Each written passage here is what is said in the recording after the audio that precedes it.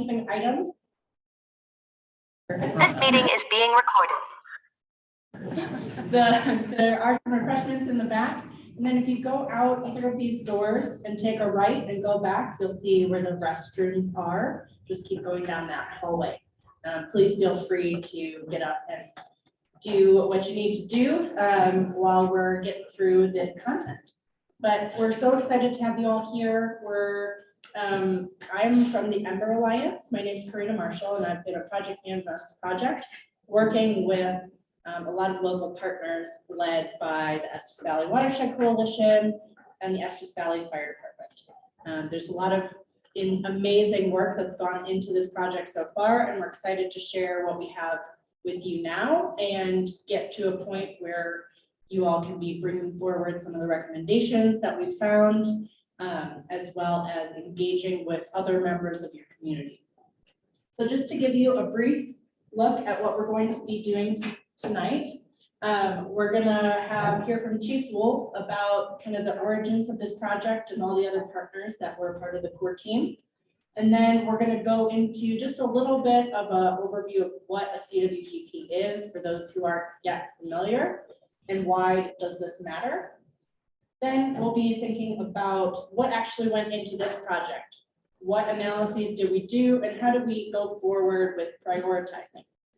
There's a lot of risk in this area, and we need to figure out a way of moving forward and where those most important steps are that influence the whole community in a positive way.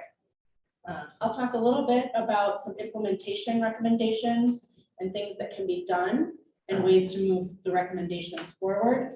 We'll hear from some partners that are in the Estes area about projects that are ongoing and some success stories to give you a sense of how the resources that are available to you can be utilized to mitigate wildfire risk. And then we'll be inviting a panel. I'm really excited about this, of different local partners to talk to you about the resources they have. And then we're all going to be available for questions. So if you have questions related to wildfire mitigation, related to CWPP, we want to talk about it all because it's all relevant and all tied together. And then we'll wrap up, give you a little sense of what's going to happen next. So with that, I'm going to invite Chief Wolf up to talk a little bit about the origins of this project. Good evening. I really appreciate everybody taking the time to be here tonight to hear more about the community wildfire protection plans for the work that's been going on here. For those that I haven't had the opportunity to meet yet, my name is David Wolf. I've been the fire chief here in Estes for the last 6 years. And anybody that lives here, most likely if you are here, you've been impacted by wildfire one way or another over the last couple of years. So probably an easy sell on why we're going to be talking about some of these things. Just a little bit of background on how this pertains to our community. So we started as the Estes Park Volunteer Fire Department under the town of Estes Park up until 2010. So during that time, we were primarily focused on the town of Estes Park. That was the last time that we updated our community wildfire protection plan, was in 2009. But in 2010, we became the fire district, and we became responsible for 70 square miles, including the town of Estes Park and some of the unincorporated Laramie County around that. On this map, this black outline is the fire district. You also can see on here some of our major fires from the last couple of years, with Cameron Peak to our north, East Charleston to our west, and then some of the fires like Left Hand and Calwood off to our south. A couple of things I always like to highlight when we share a map like this is that one, for the most part, we have been very fortunate to not have significant fires inside the fire district so far. That does not mean that we are impervious to fire, as you've probably seen with other communities. The threat of wildfires around us, and that's one of those things that we want to do this kind of work to better understand and quantify those risks and come out of this with actionable items about things that we can do to help improve the safety of our community. And while some of these fires have come very close to us, there's also a considerable amount of area that has not been burned so far. So as we look to our west into Rocky Mountain National Park, where there's been some substantial fuels treatments already done, we know that threats from our west is significant. That's one of those things that we're going to be looking at. Fires from within our own district, and of course, other work that's been done that we're going to talk about in the Arapahoe Roosevelt National Forest to our south, our east, and then also within the district. So we're really excited to have done this work and have it with the Ember Alliance, the Watershed Coalition, closely partnering with the town, the county, State Forest Service, and our federal partners as we've been trying to go through and prioritize these things, and hopefully by the end of the evening, you'll have a pretty good sense of how we landed on some of the priorities that we landed on and some of the actions that both we are trying to accomplish as a community and some of the things that we're going to be looking for community champions to help us execute within your own HOAs, within your own neighborhoods, and within around your own properties. So that's a big part of this, is not just understanding the risk, but what we can do about it. And with that, I'm going to hand it over to Kenzie to talk more about the specifics of the CWPP itself. Thank you, Jewel. So we know we need a CWPP. We know we need fire mitigation in the valley. What does that mean? A CWPP, the theory behind it, is a fire adapted community. A fire adapted community is a community consisting of informed and prepared citizens, collaboratively planning and taking action to safely coexist with wildfires. The ecosystems that we live in this valley, the ponderosa pines, the lodgepole pines, the montane meadows, they are all fire dependent. And our goal is to make the people who live on those lands just as fire adapted as the lands themselves. The Community Wildfire Protection Plan started off with community engagement. We got a focus group and survey to gather community input on values, resources, and barriers to further mitigation action. We did wildfire risk analysis, so we took fire behavior models that we created and predicted where fires would be, how they would spread, how they would behave, and how that would impact structures. We took those two together, the community input and the scientific input, to prioritize important projects. And then we took those and created an on-the-ground action plan for both agencies and individual homeowners.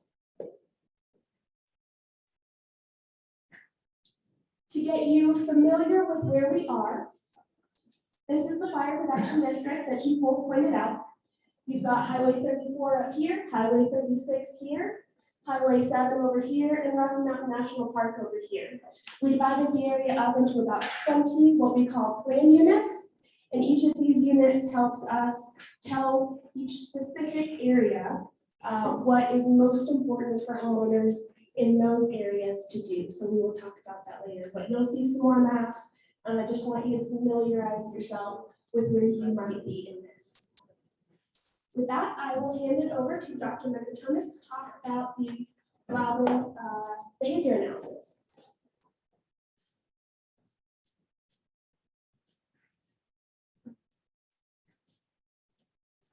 So as you all know, the ecosystem, the community, the topography in this area is very diverse.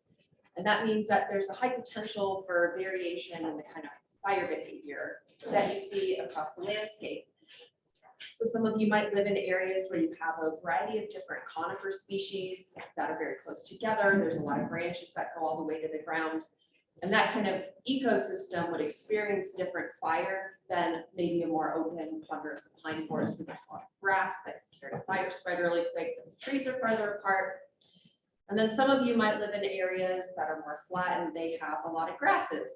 And the Community Wildfire Protection Plan talks about the risk that these different kinds of vegetation pose, and then also what you can do for managing around your home in these areas, and information about the different fuels that exist across the fire protection district is an important input to the fire behavior models that we used. So the fire behavior models output predicted fire behavior, a lot of different variables, like how tall might the flames be, how fast might the fire move. And one of the output variables is predicted type of fire. So the three main categories of fire are active crown fire, passive crown fire, and surface fire. And a lot more information about some of the wildfire terminology is at the beginning of the CWPP. So if some of these terms are not familiar with, feel free to ask us afterwards, but then there's also a little bit of like a wildfire primer at the beginning of the document. So the active crown fires are the big scary fires that happen a lot with the East Troublesome fire, where you have fire moving from treetop to treetop to treetop. It's almost impossible to suppress it. You pretty much have to wait for the weather to change. Then there's passive crown fires where you also see fire moving from the surface into the trees, and it can cause groups of trees to be consumed and die, but it's also not going to cause the same kind of rapid spread and pose some of the same challenges. And it's also a little more aligned with some of the historic fire behavior that happened in these ecosystems over 100 years ago. Then there's surface fire, and those can occur even in forested ecosystems. So a lot of the work that we're proposing is to try to help, even if you own a forest land, to get it so that when there's a fire, it occurs more like the image on the right. We still have fire moving, but it's not moving up into the tops of the trees. Surface fire still is a risk to lives and property and structures. Grasses and shrubs. So if you don't have trees near your home, you still need to pay attention to vegetation management and home flammability, because I've been on fires where it's in a grassland and the radiant heat coming off is so hot that you have like your hand up because it feels like it's gonna burn your face. So just, if you don't have trees around your home, it doesn't mean that you get to just tune out. So this is an example of the fire behavior output. We used a model called Storymap. It's a scientifically validated model. It's used by fire behavior analysts and long-term analysts on fire incidents, and then by a lot of researchers. There's a lot of different outputs, like I mentioned, and those will be available to look at in the CWPP and the Storymap that's going to be online. This is just an example. We wanted to show you some of the scientific input that goes into the prioritization that we're going to present in a moment. So I'll talk you through what this image is showing. So we predicted fire behavior under 2 different weather scenarios. So on the left, it says 60th percentile. That means if you ranked every single summer day, we used historic data that's collected here in Estes Park, only 40% of the days would be hotter and drier. So this is moderate conditions on the left. On the right is 90th percentile. So only 10% of days are hotter and drier. So those are extreme conditions.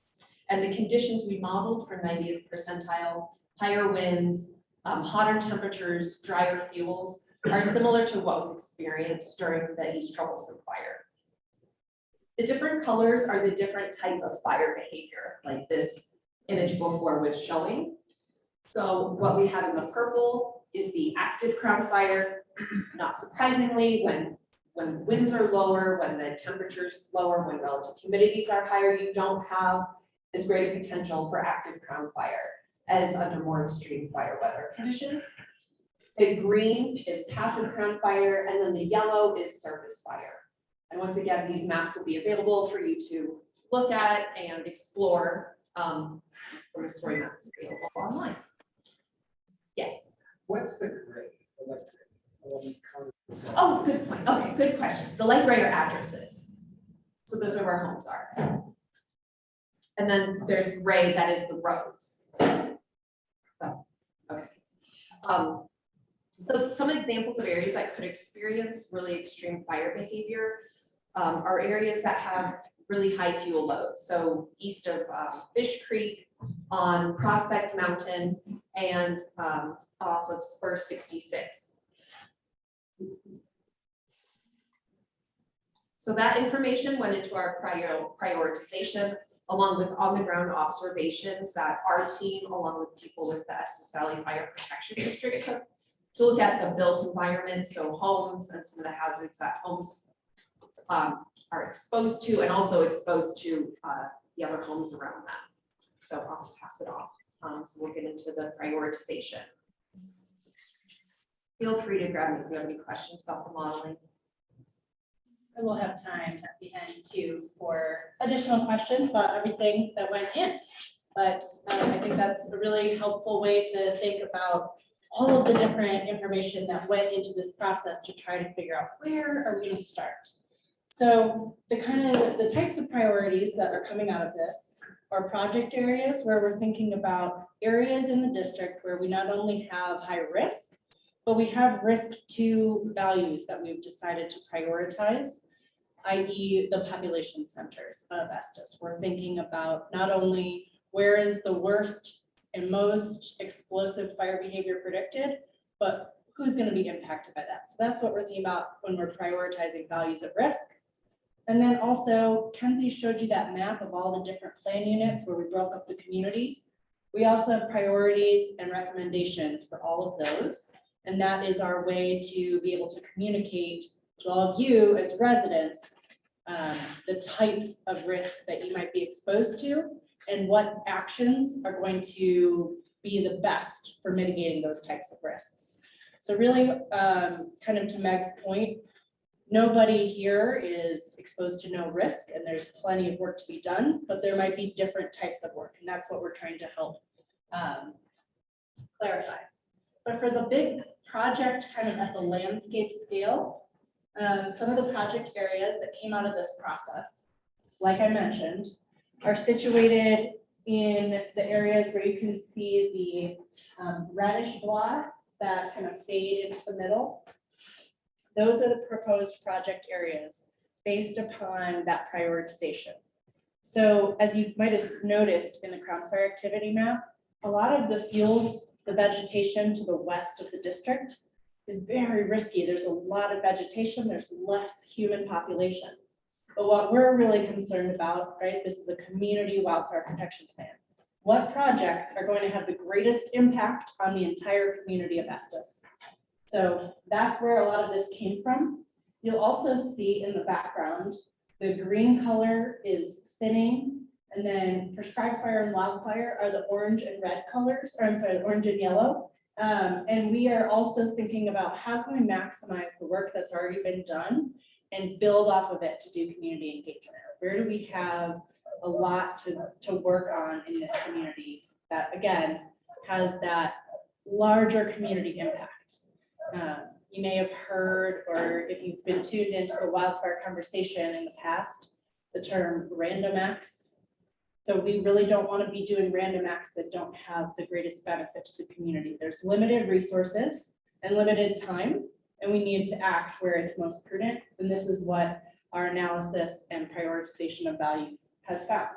So a lot of the partners that you'll hear from today and who have been part of this project that the chief mentioned, the town, the county, the federal forest service, the state forest service, all of those players were part of this process and wanting to get work done on those lands if they manage them, or to work with private landowners to do so. So we'll hear more from them later, and hopefully can make some connections to start thinking about how can we get some of this work done in these high priority areas. Now there is a caveat. So you might be looking at these maps saying, well, I don't live in those project areas. Am I neglected? That's really not true. Like we were saying before, all areas in this district are have a lot of risk and need work to be done. This is just where we're thinking about where can we focus the resources and the players and the agency partners to have the greatest impact on risk across the district. So when we're thinking about fire, traditionally we're thinking about in this district, fires coming out of the southwest. And that's another reason why you're seeing a lot of that concentration of project areas down in that southwestern corner, is to really start to reduce risk as fire is moving into the district from the west. So I don't want, I think the message that you'll keep hearing again and again is you don't want to take away that, okay, well, I don't live there, so I don't have to do anything. I can walk out of here with no responsibility. One of the main things we hope to share is that everyone in this room, every agency that participated in this project has a shared responsibility to do implementation. And we're going to repeat that again and again. And I really want to get into some of these plan units because that's where the recommendations are tailored to you all as residents, and where you all can use the story map with all of this great information to guide your work. It can be really overwhelming to think about this wildfire problem, and I don't know where to start. And that's what we're hoping to do with these recommendations. So as we mentioned before, we prioritized plan units based on different factors. So as you might imagine, there's different types of risk.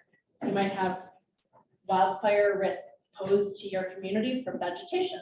There also might be other things that are risk factors, like fire suppression. So do you have hydrant access? How accessible is a community?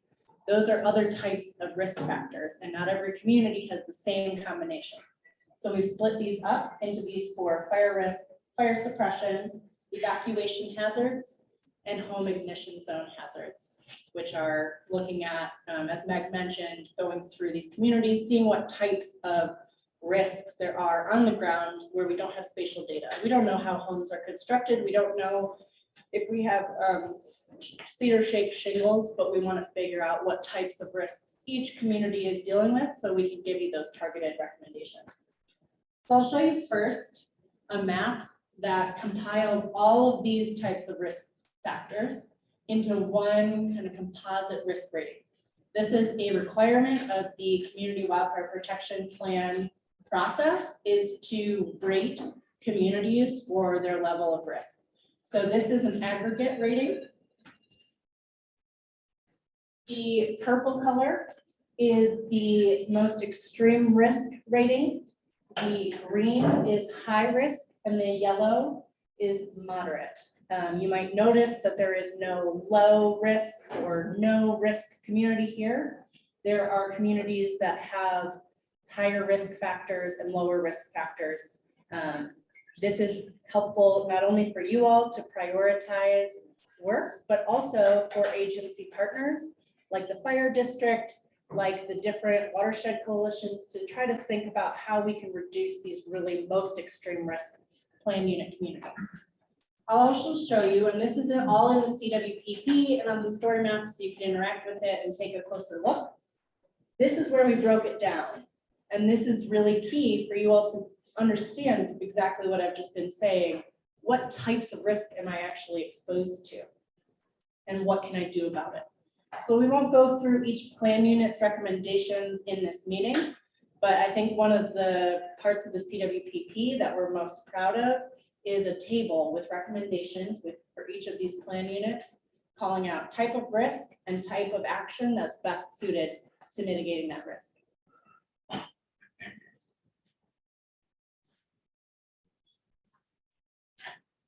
So getting into thinking about, well, how can we implement? We know we have risk. We know we've prioritized and ranked these communities. Now what? What do we do with it? So where we're thinking about that shared implementation responsibility is a slightly different but equally important task at all levels. On the individual level, we're talking about your property, your home, your land, the vegetation around your home, and thinking about what types of actions can you do to make defensible space around your home or property. Then that next level is the plan units. That's the community level action where you can work with your neighbors, your HOA, whatever sort of community organization you have to coordinate those bigger mitigation actions that I was just mentioning we have recommended. And then the third, I want to make sure you all walk away too, not feeling like it's all on you. There's a lot of amazing resources in this district that are available to you, not only to work on your individual property to help you with your community work, but also to be working on those project areas that I shared. So those are the 3 levels. And if we can all work together, that is where we have a lot of success. That's where we actually start to see risk reduction. And we need to be doing this in a coordinated manner. But I want you all to walk away knowing that you are supported by the partners that are in the room today and the partners that were part of this process. They really want to make sure that the work that they're doing aligns with the work that you need and are going to do yourselves. So I just want to take it back for one moment to kind of where Meg started talking about the work that we're talking about doing and what the suggestion and big picture we're really talking about here is. Worked in a lot of different communities doing these wildfire protection projects or plans, and a lot of people have the same concerns in all these different communities. I don't want to cut my trees. I don't want to be messing with my property at all. I bought it because of the way it looks. And feeling like what we're asking them to do is, not in line with what they view as the ecological right thing for the forest. And there's a lot of science behind what we're asking, is to think about this on the ecologically managed forest side. We're really talking about cutting trees, doing wildfire mitigation treatments to save trees and to have a healthy ecosystem. When we exist in the side that's fire suppressed forest on the left-hand side here, we're at risk of losing the entire forest stand. And you've seen this, you've seen other burn scars where nothing survives. We're looking to mitigate some of those impacts of wildfire. And so if anyone is feeling like, wow, I really don't want to do some of this stuff, it doesn't feel like the place that I've been, what we're asking you to consider is, where do you want to be when a wildfire comes through?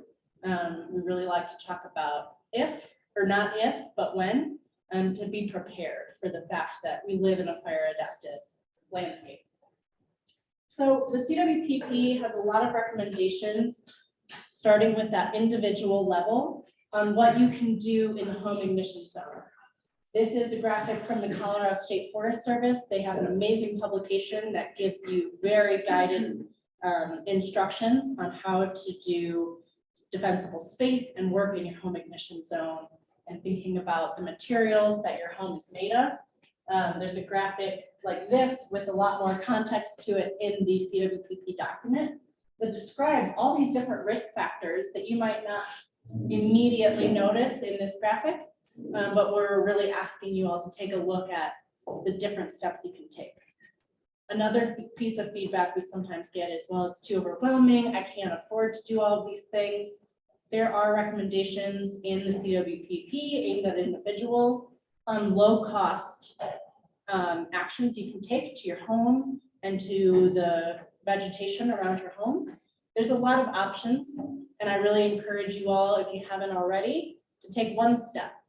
Remove the mulch from the base of your house and replace it with gravel. And that's gonna feel really good. We know that there's a lot of data that backs up that protects your home. So I encourage you all to take one step and pick one of these pieces of the puzzle to get started at that individual level of where we're asking you to take some responsibility. And when we're talking about that next level, the community, where we made those recommendations for the plan units, what we're really asking you to do is to continue working with groups in your community. I apologize for the question mark there, that's a typo. But there is a program here that we'd like to highlight for you all, because you might be thinking, well, how do we get started organizing in our plan unit? How do we reach out? What kind of resources are there to support ourselves? So there is a program in Estes that we've fully endorsed in the CWPP as a way to help community members engage in this type of work. I'm going to invite Raina from Estes Valley Fire to just give you guys a brief introduction to that program. Thank you. So I see some neighborhood champions in the room tonight. You know who you are.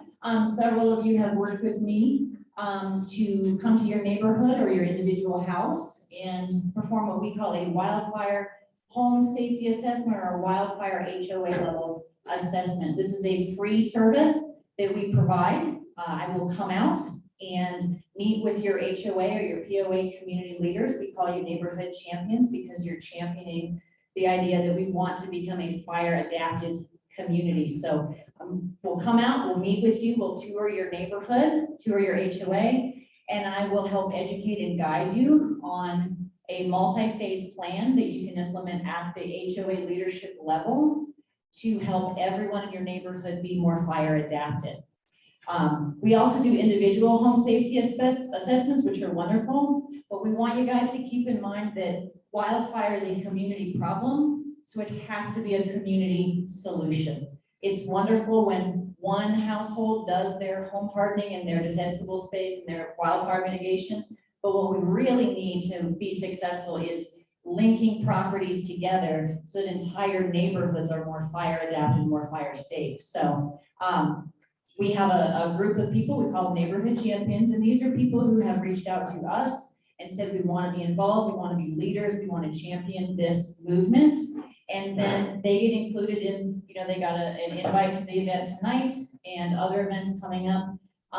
We find it really helpful because this can be very overwhelming, just at the individual homeowner level, let alone when you're that HOA president and you have your constituents coming to you very worried about wildfire. It can just seem like you don't know where to start. It's overwhelming. So the other nice thing about Neighborhood Champions is if you decide to be one of these leaders in our community, which we hope you will, it gives you a support group, other leaders that are going through the same challenges, who have the same questions. It could be anything from where do I start to, hey, I heard this HOA got a grant to mitigate fuels in these sort of interstitial or shared spaces between homes. How do we get a grant? Or could we put together a neighborhood tool cache that could be rented out like a library book so that each individual homeowner doesn't have to buy the tools, they could share them and therefore build that sense of neighbors helping neighbors. So I am available to do these individual assessments, but what we really love is to have HOA or POA or neighborhood leadership reach out, and we'll provide you with a comprehensive report for your whole neighborhood. You can share it with the people who live there, and I will help support a multi-phase plan that's just going to move you towards safer. There are so many things that can be done that are low to no cost or shared cost and shared responsibility through the HOA that will make everyone safer. So if you're interested in being a neighborhood champion, please reach out to me. I'll be available after the meeting, and you can always email me through our Estes Valley Fire District website and make an appointment to have me come out to your HOA and join the group of neighborhood champions. Thank you. Thank you, Mary. That was amazing. So excited about that. So now we're going to hear a little bit before we kind of get to that panel and hear about local resources. I'm going to have a few folks talk about some success stories in this community to really highlight what can be done and what type of work we're talking about here. So I'm going to invite Lynn to come up first to talk for the Estes Valley Watershed Coalition about some of their work, and then we'll have a different speaker come up second. Good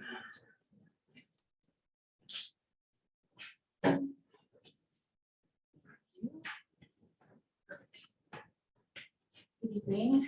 Sorry about that. I'm going to make all the microphone closed. My name is Willyn Formauer, and I work for the Estes Valley Watershed Coalition. Okay, better.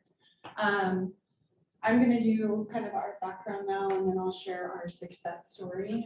The coalition was formed in response to the 2013 flood. Our primary purpose at that time was to help coordinate flood recovery projects and then also to administer grants to support these projects as well. Speak up. Sorry. I guess I naturally speak quiet. I will hold the microphone closer. So during the past 6 years, the coalition has been building on those initial relationships that we formed during flood recovery projects. And we have been helping to coordinate more private and public partnerships as a result of those initial projects to support a more resilient watershed in Estes Valley.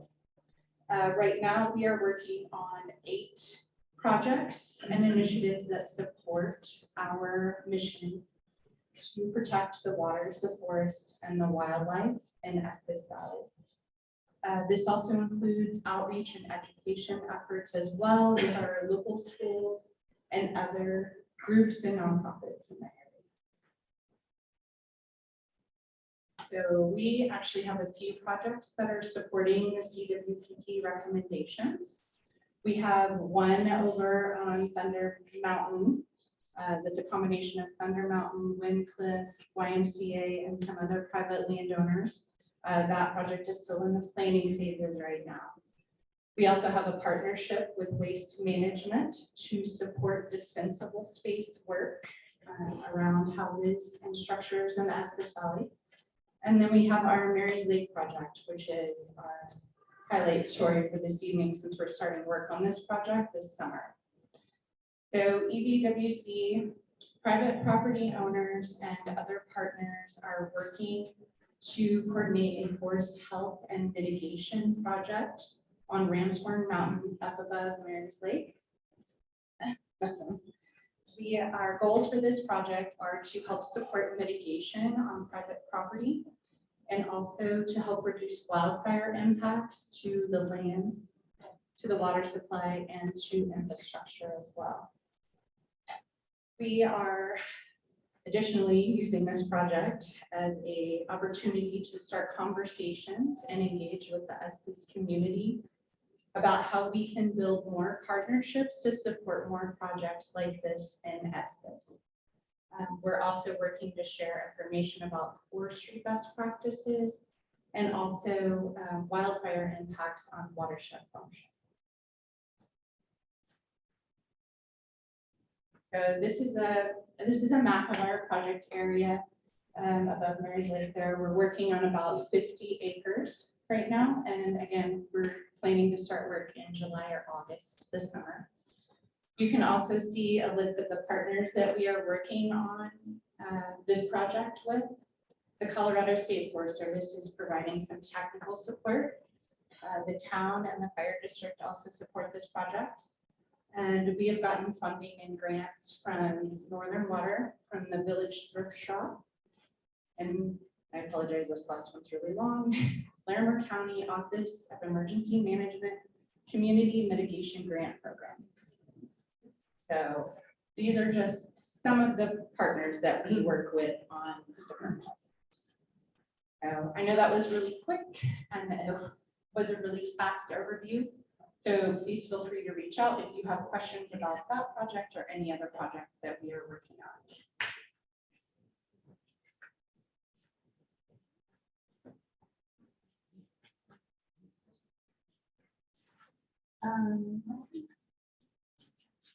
I can't remember the. Yes. Sorry, our next speaker. All right. No worries. Yeah. Wanted to share another exciting story with you all. So much happening in Estes that we wanted to try to fit it all in. You got it. Hi, everybody. Thank you. My name's Steve Nielsen. I'm a resident here in Estes Park, have been for 2 years. And then upon moving to Estes Park, my wife and I joined the Estes Park Newcomers Club. And we became very familiar with wildfire mitigation. After being here for 6 months, we had to travel to Hygiene to avoid the fires. But I approached the Estes Park Newcomers Board a couple of months ago about a project that came about after a couple of snowstorms we had. And I was walking to the mailbox, which is a nice mile trip from our front door, and noticed that the fire hydrants, many of them were pretty much inaccessible. Couldn't even find them actually because they were covered with snow, with snowplow activities. So I approached the board with a pretty simple idea. The unique part about this project is that not only is it simple, it's effective and it's cheap. This is a fire hydrant marker. After approaching the board and getting their approval, I talked to Chief Wolf at the fire district and the water department who chose to design the way that it attaches to the fire hydrant. So to get the project going, the board, I approached them after I had received a sample from the selected vendor. And the Estes Park Newcomers Club bought the first 100 of these to get the project started. There are, please correct me if I'm wrong, Chief, somewhere in the neighborhood of 700 fire hydrants in the Estes Valley Fire Protection District, which surprised the heck out of me. But we only have 600 more of these to go. And I am very happy to hear that it was considered a success story. It means that we just barely got started. But these run about $30 a piece. The fundraising will get started very shortly with newspaper articles in both the Trail Gazette And the Estes Park News, you might have been unlucky enough to see my mug in last week's Trail Gazette explaining this project. But for $30 or multiples thereof of your donation, we can put these on every fire hydrant in the Estes Valley Fire Protection District, and then we can consider it a success story. It would fall under the category, seeing the previous slides, of fire suppression and fire hydrant availability. The availability of fire hydrants is one thing. If you can't find them quickly, they don't do you as much good. So this will help. Not only will they help during the day because they're 4 feet tall, they will certainly help at night because they're highly reflective. They will help with the fire hydrants that are obscured by any vegetation that may be growing around them. And certainly the genesis of the project was we can find them when they're buried in snow. I mean, I'll give it to you just a second.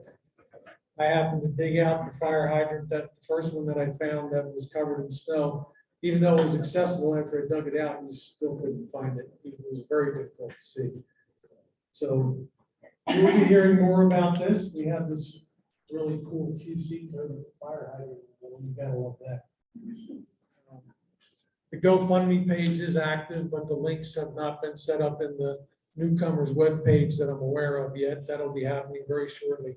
Once that is done, we are hoping to get this done by, I think October is Fire Protection Month, if I'm not mistaken, from my school days.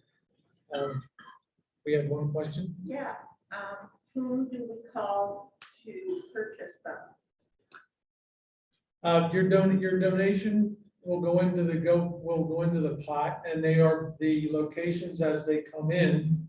When we're able to buy more of these, we bought the first 100. As we're able to buy more, the locations that they will be installed are being prioritized by the fire district as these become available.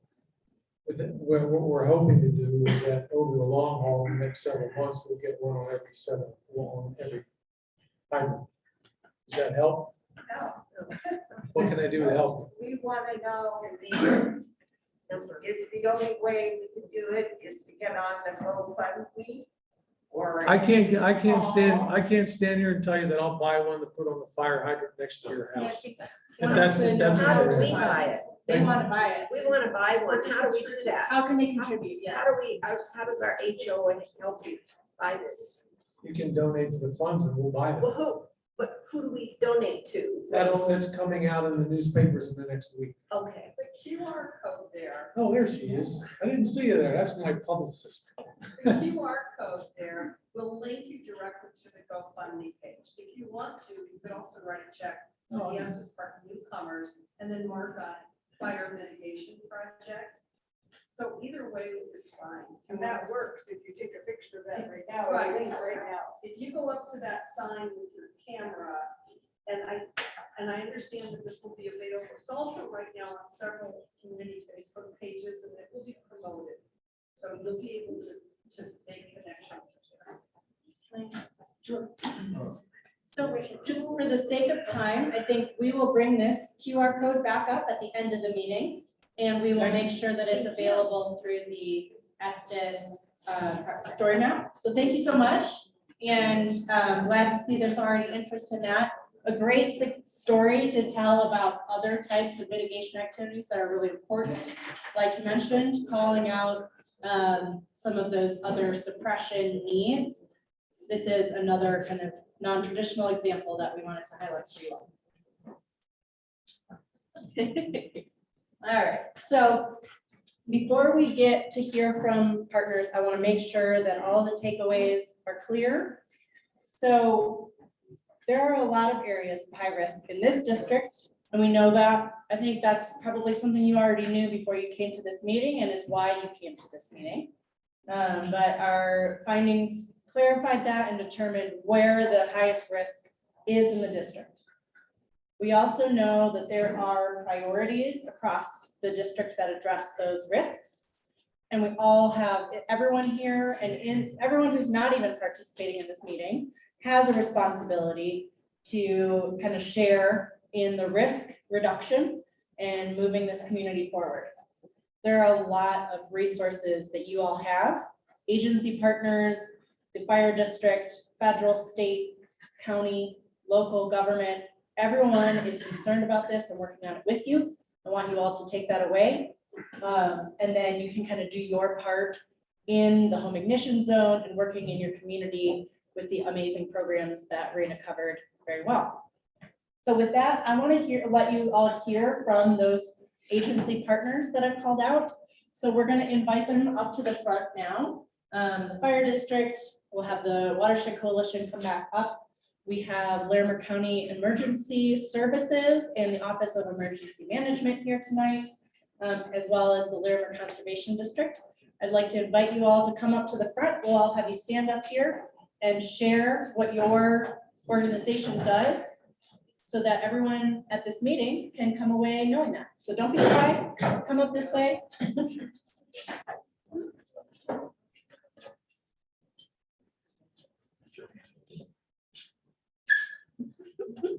Okay, again, really appreciate everybody taking the time here. What I would like to highlight as we're getting into this is some of the cooperative work that's also been going on. Many may be aware of some of the work happening at the town with the community planning assistance for wildfire grant that went directly to the town of Estes Park. We've been working with the town closely on the implementation of those recommendations, as well as involvement with the comprehensive planning that's been going on. So the strategic planning that's happening within the fire district, the planning happening within the town is all tying these things together. And with the town being involved in our CWPP and us being involved in those processes, is making sure that this stuff's happening at that higher level that's been alluded to. I'm going to let Raina speak to some of the specific programs that are available for you. Well, as I already talked about, our main way to interact with you right now is through our wildfire home safety assessments, which we can do on the individual level. We're happy to do that. And we will look at your property, we'll look at your vegetation, we'll look at what you can add to your home and subtract from around your home to make it more wildfire adapted. We also have a number of guidebooks and handouts, everything from how to plan for evacuation to how to put together a go bag so that you're ready to be self-sustaining for 3 to 5 days if you did have to evacuate. We can help educate on how to prepare to evacuate from your specific home and your specific neighborhood. We're working on getting basically maps for people who aren't super comfortable with reading maps put out there to identify our 5 major evacuation routes out of Estes Park. And we're working on getting those in every short-term vacation rental, lodging house, and motel room in town so that all of our visitors and our residents will know how to get out of town. We are doing a lot of work to make sure that everybody is signed up for NOCO alerts, which is our primary emergency alerting and evacuation system. We've done a lot of upgrades on that recently, thanks to Chief Wolf. Following the Marshall fire, some issues were revealed with their system that Chief Wolf incorporated into our system to make it better. And our system is now being used as the standard model that others are following. So doing a lot of work there with evacuation.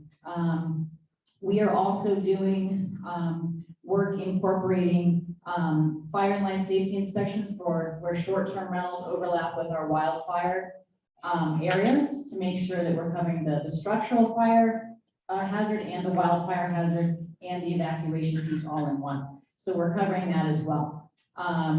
What else? Good stuff. Okay. Hey everybody, my name is Dylan. I'm a forester with the Larimer Conservation District, formerly Fort Collins and Big Thompson Conservation Districts. And what we do is we work with the NRCS, which is a federal USDA agency to implement forest restoration on private ground. And we do that using Farm Bill dollars, which are administered through the NRCS. So we help landowners apply for that grant money.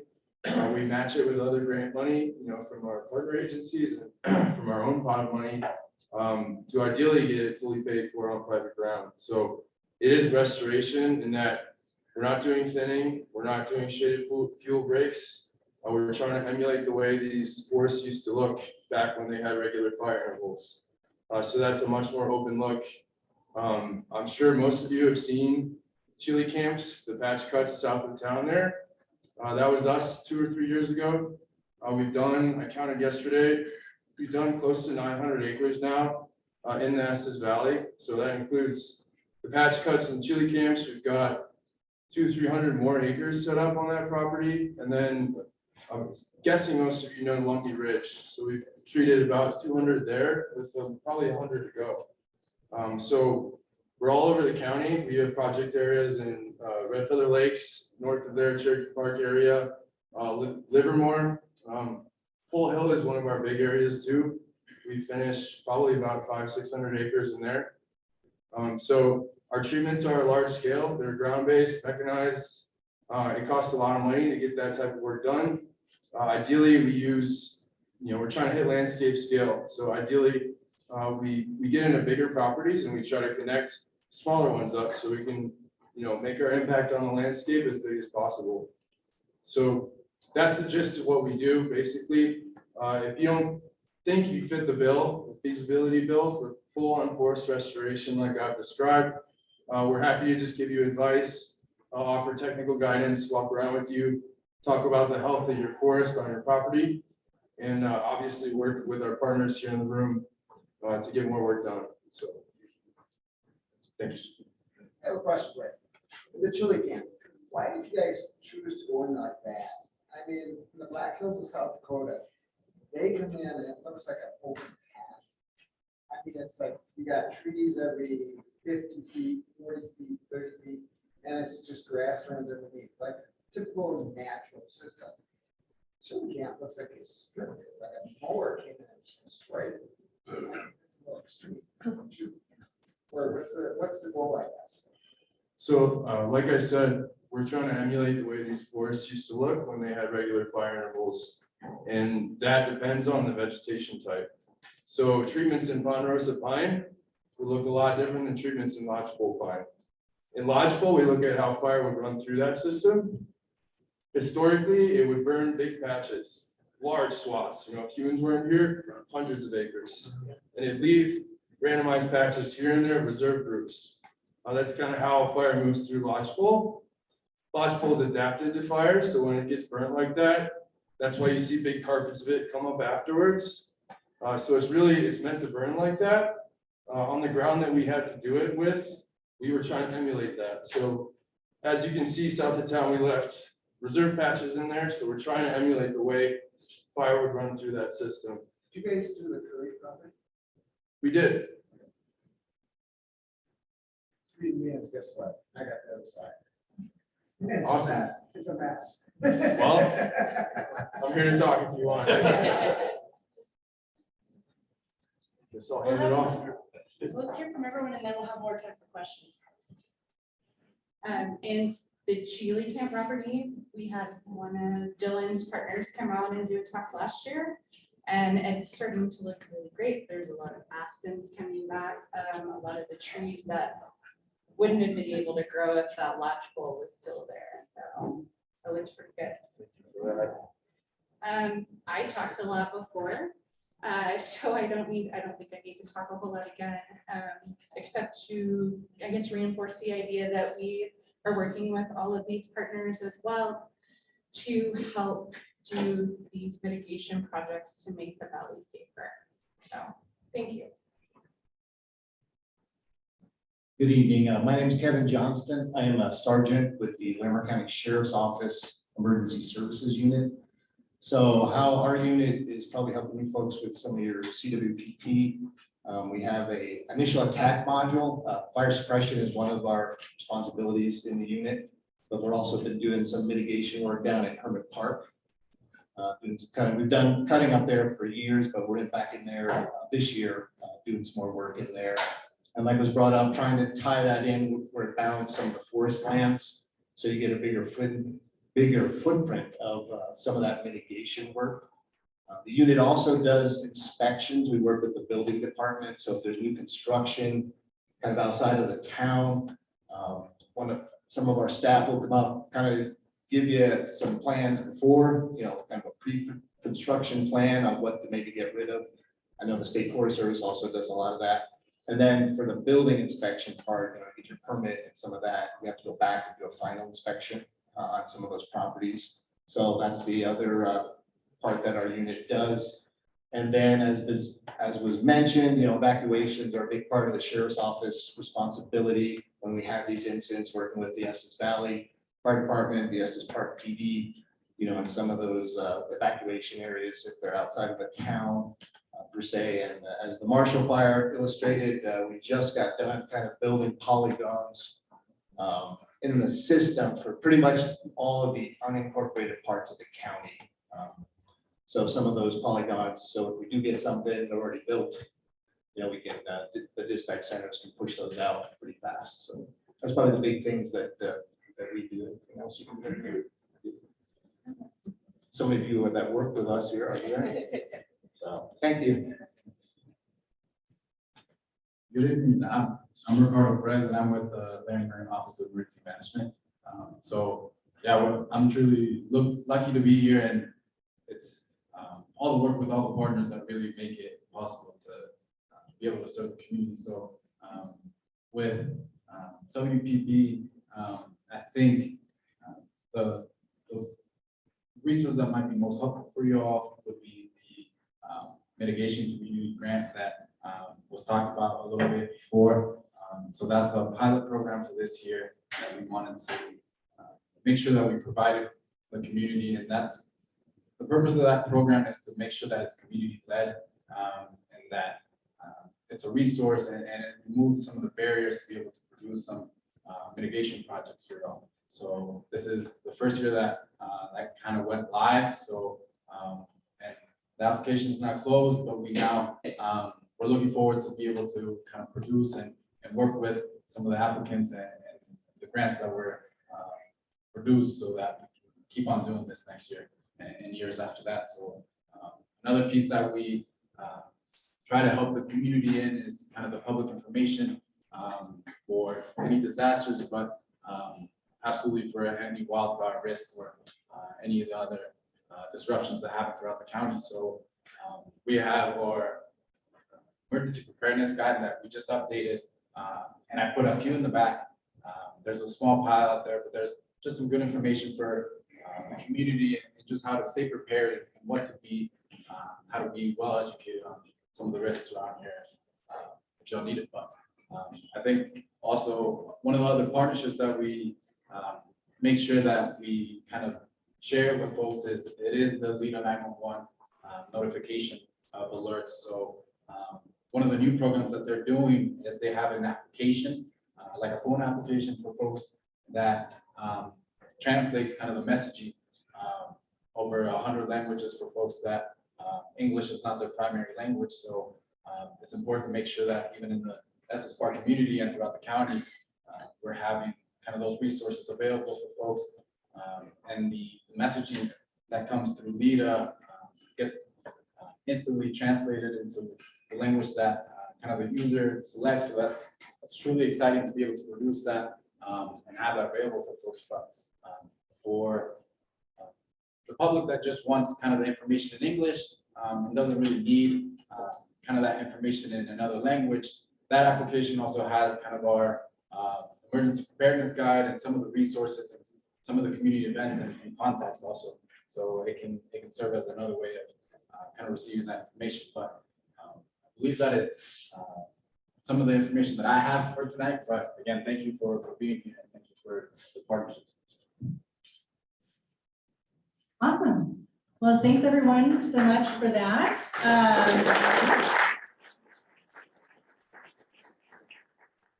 So we're gonna have everyone stay up here, and now we're gonna open up the floor for questions. So if you'd like to talk about the CWPP or anything else that perked your interest, I'll kind of MC and we'll get through everybody. I saw you right away. I would like to hear a little bit more about the grant process. Is that given to neighborhoods or individuals? And do you have to like submit bills and how large are those grants?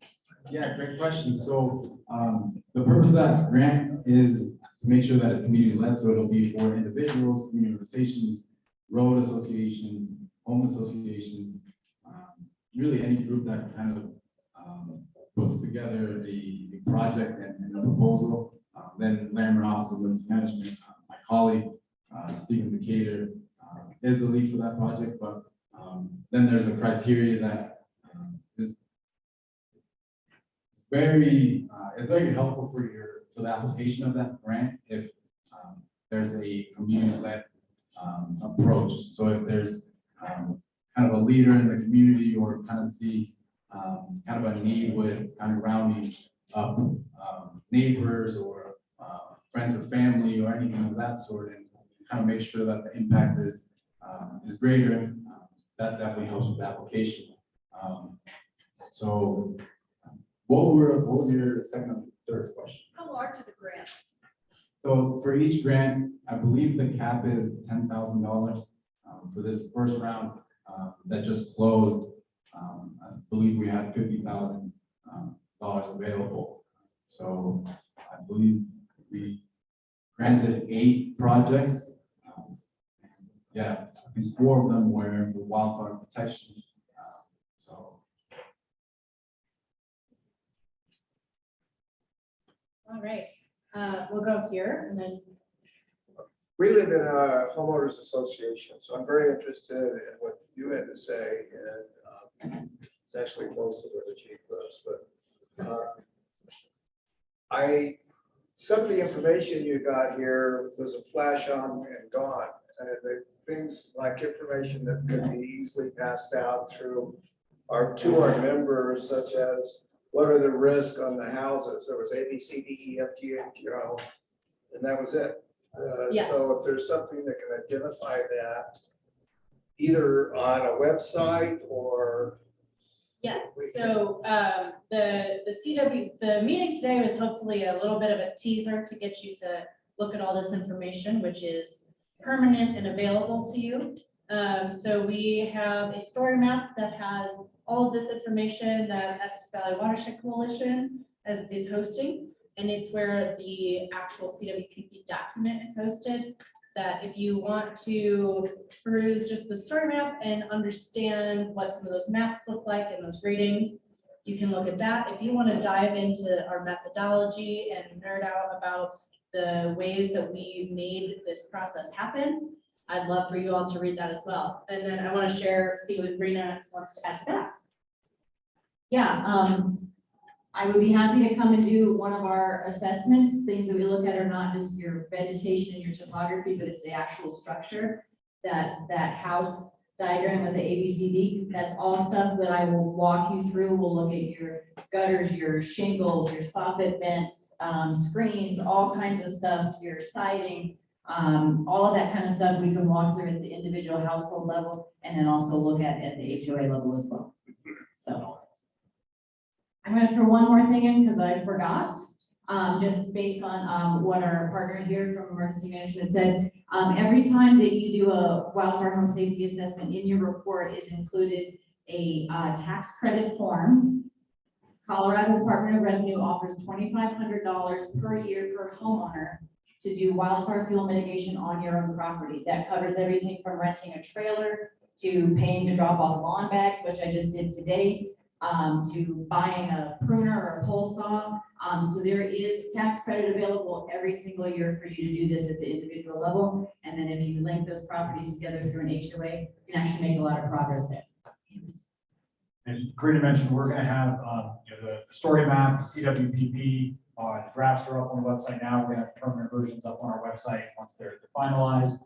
There's also a lot of this information that lives on our website on estesvalleyfire.org. There's a wildfire section. It's broken out by resident resources, guest resources, construction resources. So depending on which bucket you fall into, or multiple buckets, those resources are there. Personalized action guides, some of these links to the tax credits, the thing that Raina was mentioning. So that's all up and available on our website, so you can access them all the time. And when you get into the CWPP, it will have some of those recommendations specific to the plan units. So when you get to that section, you'll be able to look at the plan unit that applies to your home, your HOA, and see those recommendations that are for that area, not just the Estes Valley. So they're drilled down to that level to hopefully help. 2 questions. I don't know what a polygon is. And the second one is, what are you doing, if anything, with electrical wires, which started, at least yeah. Okay, so I'll answer the first one while Joe walks up here to answer the second one. So the polygons for emergency notifications, depending on the threat or the hazard, we have, oh, you brought props. Nice. It's almost like he anticipated this question.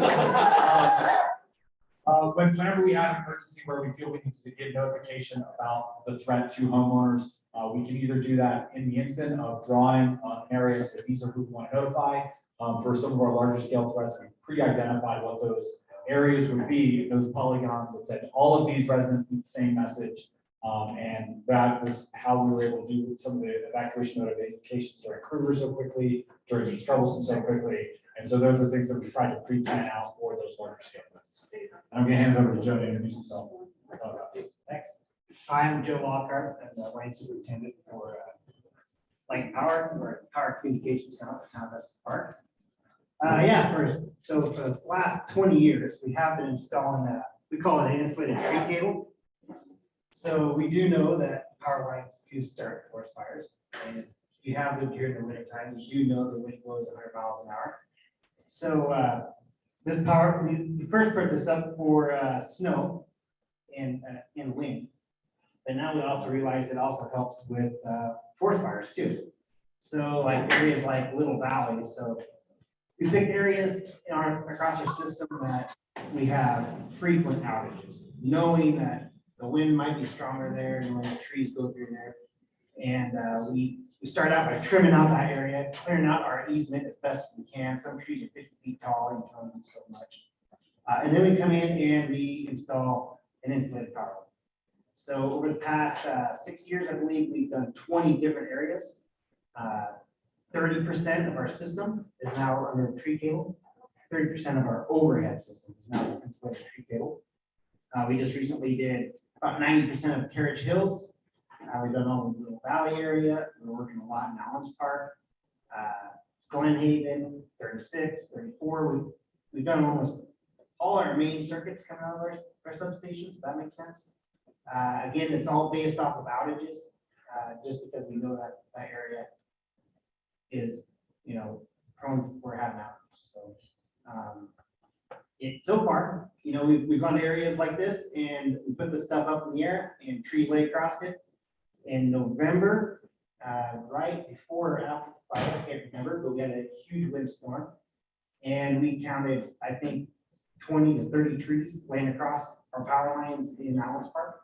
So there's one point where you could look to your left and right, and there's 90 trees going across the power line. Power line was still hot, it was still heat in Allen's Park.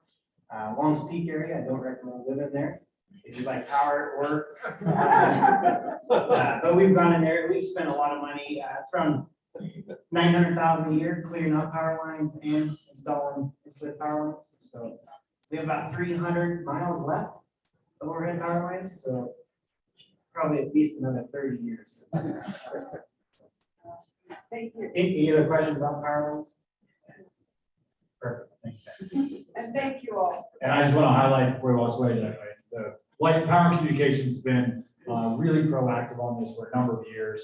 This is a threat they've been working to address, and there's been some really good communication as we work together to target which areas might be the risks from our perspective versus power outages. So I really appreciate the work that they've been doing on this. And look under your seat, everybody gets a power line.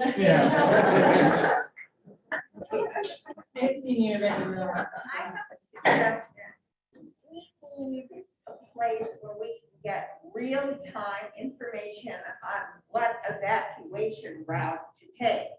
Like the last fire, do we take 34 or 36? Do we take 7 or Trail Ridge?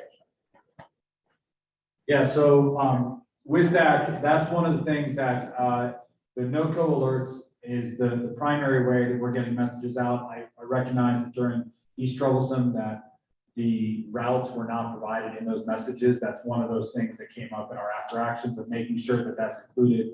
And so ensuring that that's going to be the best way to get those notifications because they go out to cellular devices and landlines. And that same message is getting pushed across all of the social media platforms for all of our entities at the same We time. didn't get anything on Kruger Rock, and we don't know whether we can take 36 or. Well, and on Kruger Rock, we did this, so they didn't go out to the entire valley for Kruger Rock. So if you were within the polygons that we identified, then we did send notifications out within those polygons. I think you should have a more widespread, because I was in Rock with we had to evaluate, we didn't know which route to take. I appreciate that. So we'll definitely look at that. Like I said, we've been having a lot of conversations between us, Vito, the county, on how to make sure that those messages are as Real effective. time, because sometime it might be 36 and 10 minutes later, it might be 34. You don't know. Agreed. No, we definitely recognize that, and that's part of what we work on this. I don't know who to address the question to, We'll figure it out.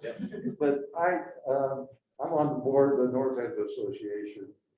I'd like to see the North End get more motivated toward mitigation. Is it possible to give an area evaluation that we could use then to go talk to people? Yeah, so the kind of area recommendations, that is complete. That is what we're talking about with the plan unit recommendations, where we've identified those types of risk present and then what can be done about it. So that is in the document, and that is accessible on the Storymap for sharing. And then I think in terms of the motivating factor, I think that that's where the program that Raina was mentioning, the neighborhood champions, might be a good fit. I'll let her speak to that. Yeah, I've actually done a couple of individual assessments for people who then gave me the contact information for North End HOA. Okay, I got like 9 people's emails, and so I emailed a couple people, didn't hear back, but maybe maybe the email was outdated or something. So I'm gonna give it to you and give you my card after the meeting, and we'll get out to you and get you going on that, okay? Awesome, let's get it done. Yeah, right in the back. Tax credits. HOA, is that tax credit for homeowner in the HOA, or is it for the whole homeowner in the HOA?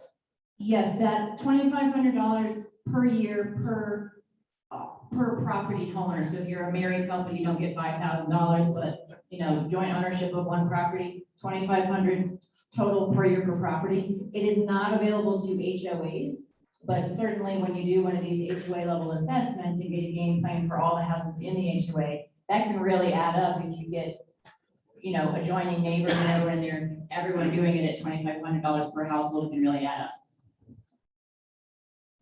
I've seen somebody in the corner. Yeah, maybe it's you. Two things. One is first, the story map is great. You can That's go in- all the land. She did an amazing job. So you can go very high level, or you can spend days digging down through that. It's pretty cool. My question though is, several of the project areas have national forest land within that project area. Who's the partner that's coordinating national forest land? Yeah, so the Arapaho, I can talk to a little bit of the process and share, have Chief Wolf add. So the Arapaho Roosevelt was one of the key partners in this project. So we had a representative from the forest participate, and it was really awesome. They've been participating in other CWPPs, and they want all of their lands to be called out in these projects. So CWPP is a kind of federally backed process. It started by the Healthy Forests Restoration Act of 2001. And so if a Forest Service property is called out in a CWPP, it makes it much easier for the Forest Service to run up the chain and say, hey, we want to do work here. It's important to the community and it's been called out as a high priority. So they were a huge partner on the project, wanting to make sure that if their lands fell as priority, that we put them down and we put that kind of pressure and opportunity out there for them to do that work. And as we're looking and evaluating this risk and determining where the project area should be, we're looking at it ignoring the political boundaries. And then once we identify those areas, then we go back and say, okay, well, who are the partners who need to be brought in on this particular project? Perhaps HOAs, watershed, county, state, town, federal, and then we bring those partners back together. So it's regularly throughout the year, we're having those conversations to highlight a couple of projects were alluded to where there's multiple federal projects with private land in between, and we're working together to make sure that those are getting connected. And so that coordination is happening very regularly between all the partners. And while we don't have our federal partners up here, they're absolutely part of this process and regularly working. And we've got the parks represented at the back, probably some Forest Service people hiding. They weren't able to make, at least they weren't able to, the Forest Service wasn't able to make it to this particular meeting, but very, very present. I just wanted to add a little bit to your point about how to motivate people. I think sharing your own story about what you've done on your property. So I wanted to share that we just had one of the people attending online, Cheryl, share that her family bought 8 tons of gravel today, and her husband is putting it down as she's watching this presentation, 5-foot border along their foundation. So I think, like, you know, that's just one person's home, but if you know, they share that with their neighbor, they show their neighbor, like it actually can look really nice. Like, people think it's gonna look ugly to do that around their home. I'm seeing like flagstone that people put around their property, and it looks really, really beautiful. So if you do that work on your property and then you want to have your neighbors over, or you know, if they come over just to chat, like point out what you've done on your property, let them know like what motivated you to do it, how time intensive was it, because some of it isn't. Her husband's getting it done while we're having this meeting. So some of it isn't, you know, some of it isn't going to take months and months to accomplish. And in other neighborhoods where we work with people, organize like defensible space walking tours. So where people who have done this work have invited like a bunch of different neighbors to come and look at the work and talk about, you know, like some of the challenges they face with finding people to cut the trees, but then also like, look at how beautiful it looks. You know, there are people who were like, I was heartbroken to have trees cut, but I felt like I needed to do this for my kids' safety. And now that the trees are cut, I actually love my property even more. Are there any questions from the chat that we want to address while we're here? I can come back. I see a question right in the middle there. Our HOA has been working for the last 3 years on fire mitigation issues and developments on cleaning up trees and hitting on trees. You know, most of our homeowners are on board with what to do about trees, but we have a little bit of controversy about what to do about junipers. And I understand that you can have very clearly it's a lot of confusion or disagreement about whether those should be cut together.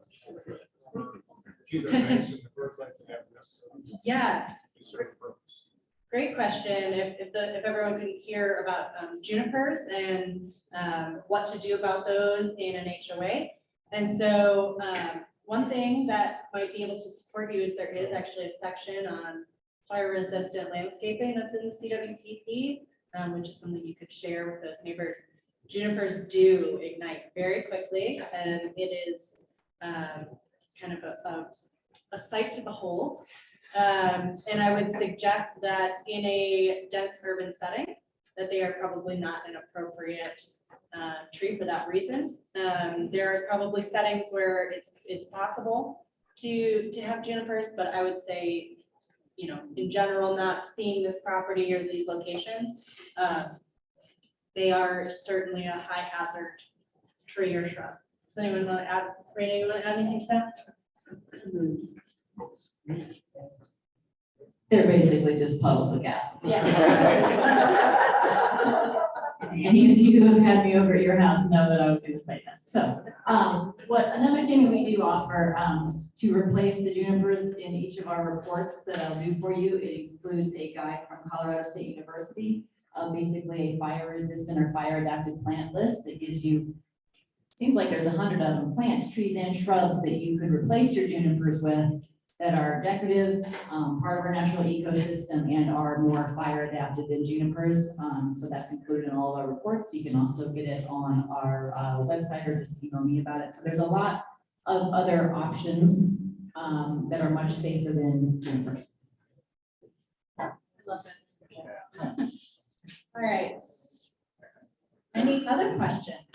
Or go online? Here, I'll give you the mic. Sure, we've got 2 questions from the chat. One of them, probably best for you, Chief, is having a fire in your fireplace dangerous this summer?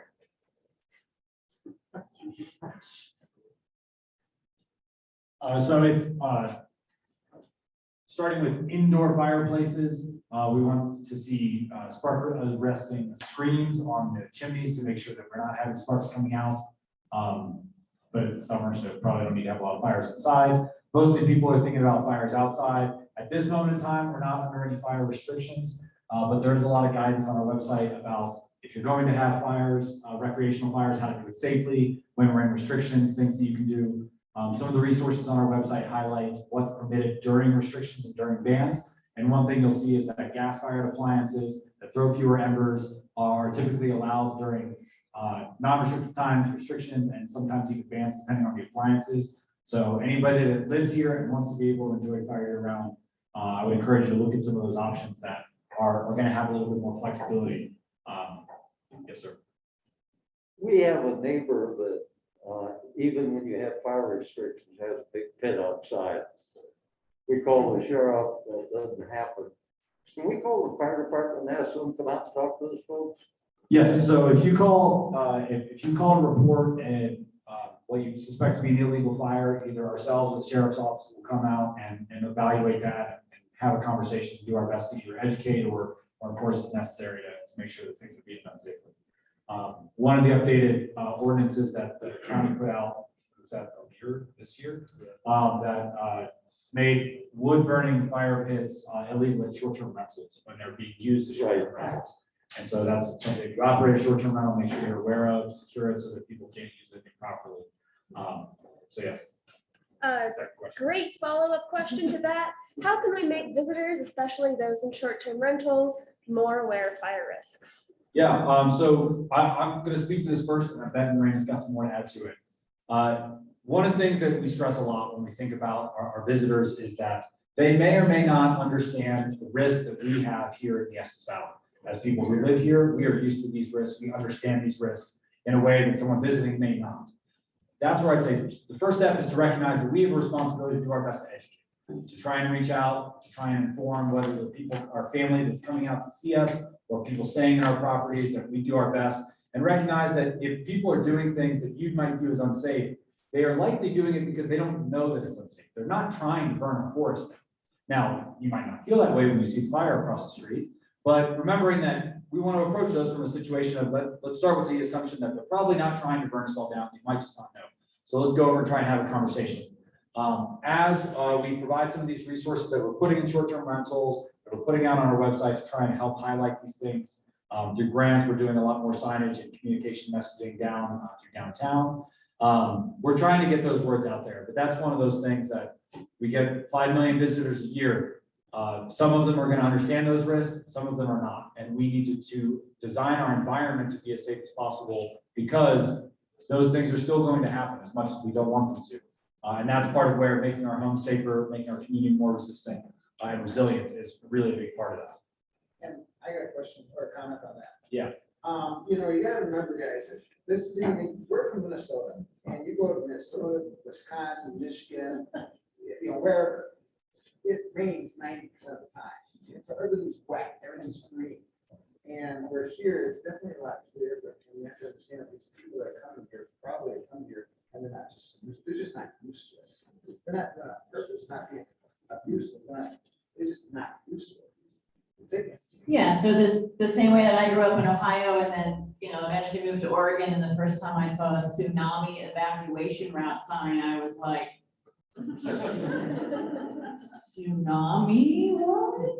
So I just didn't have any framework for tsunami being a thing. And so I can have some empathy for the people who do come from, the Flatlanders area, especially who have homes here that are going to be short-term rentals. So something that we are working on to address it is that this year we have launched our own short-term rental fire and life safety inspection program. So every single new short-term rental that goes through an extensive vetting and application process through Larimer County, they get inspected by Larimer County for fire and life safety. That does include a wildfire component and wildfire education. And then we also do an inspection because our standards have to be higher in Estes Valley for wildfire. So our standards are higher than anywhere else in Larimer County for wildfire. And mitigating wildfire danger is part of what the people have to do to get their short-term rental approved and to pass the inspection that I do personally, and my colleagues do as well. Also, we've been working with the Visit Estes Park group. That is really a wonderful gateway to the visitors that are coming in, not necessarily owning short-term rentals, but will be staying in them or other lodging areas. And we are working on making sure that all the wonderful information that's on the Visit Estes Park website for fire safety is also being pushed to people when they book lodging rooms or hotel rooms here. We're working on getting it so that it's in their frame of work in front of their eyes before they pack their bags to come here from Ohio. And then we're also working on getting the information being on the main exit door of lodging, hotel rooms, short-term rentals, including evacuation maps and our burn regulations, all of that stuff kind of in their face and in their point of reference at multiple points, even before they pack their bags to come here. So that's something we're building out now, because we do recognize that once they're here enjoying Estes Park, it's hard for us to get educational contact with them. They are not stopping by our booth at the emergency preparedness fair, at the gymnasium, at the church, which is where I was 2 weeks ago.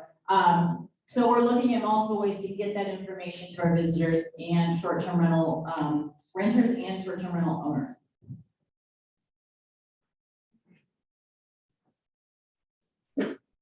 I don't see any other hands. Any other questions in the room? This is not a question, but just a thank you.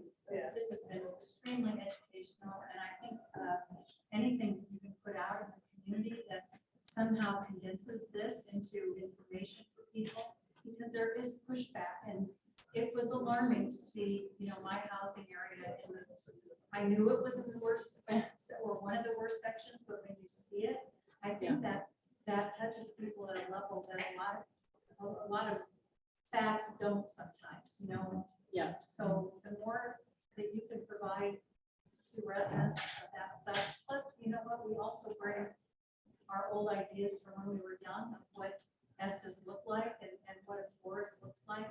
And we need to change our mindsets. And that's a very difficult thing for folks as they age. You want it to be what it was, and it just isn't the same. I really appreciate you bringing that up. One of the projects that we didn't mention that I wanted to highlight we're working on is a research project with a group called Lyrie that does surveys of property owners as well as properties that we've gone out and done an assessment of. And we look at that data to understand where is there a gap between how an individual perceives their risk and how we perceive their risk, so that we can target our messaging to those misconceptions and to help address those gaps between where maybe everyone clearly gets this part of the message, but they're missing something else. And so that way we can focus on the things that are really important. So that's been another project that Watershed Coalition Fire District, the Emerald Alliance have all been working on to try and take this next step, which is now the science has been done. How do we get this message out so that we can start to see some action from it?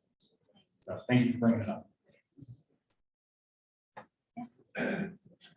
One other thing I forgot to those of you that are in HOAs, we've been doing work at Human Hermit Park. We also did some work down in Glen Haven on cutting open the roads, the access roads a little wider. Because as some of you know, there's only one way in and out, and if we're trying to push first responders in and people out, it can jam up real quick.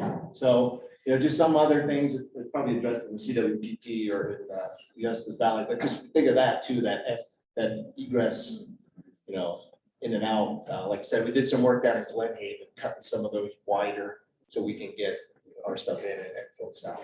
So I just thought of it.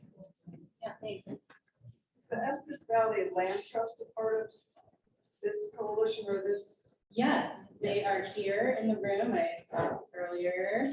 I can't see them right now, but they are here. And I think wanting to utilize some of the tools of where some of this prioritization is to kind of convene and continue working with landowners, pushing along that kind of continuum of engagement. There's some people who are probably just starting and some people who are much further along. So I think there's a little bit of everything in this project and the information that we've compiled that should address folks wherever they're at. So hopefully easy enough to share with folks who maybe are just starting their journey and a good entry point to help everyone understand. So seeing the questions start to slow down, I think we should wrap things up. The next steps that I just want to share with you all very briefly are, we have like we mentioned, the story map. The document is available. We would love to get feedback from you about it. So we're going to have a survey where you can say, hey, I wasn't able to find it. You said there was going to be information about this in here and I couldn't find it. We want to know that. And also any other comments that you might have. So that is available on the story map. We're hoping to wrap this project up by the end of June, but that just means that the document, which is a formal document, is signed and we've made the recommendations that we're going to make. It doesn't mean that any of the work stops. So I hope you all continue to engage with this process. Visit the story map at the Estes Valley Watershed Coalition website and continue to engage with your neighbors and reach out to all the partners who are here if you need help getting started. Thank you all so much for coming.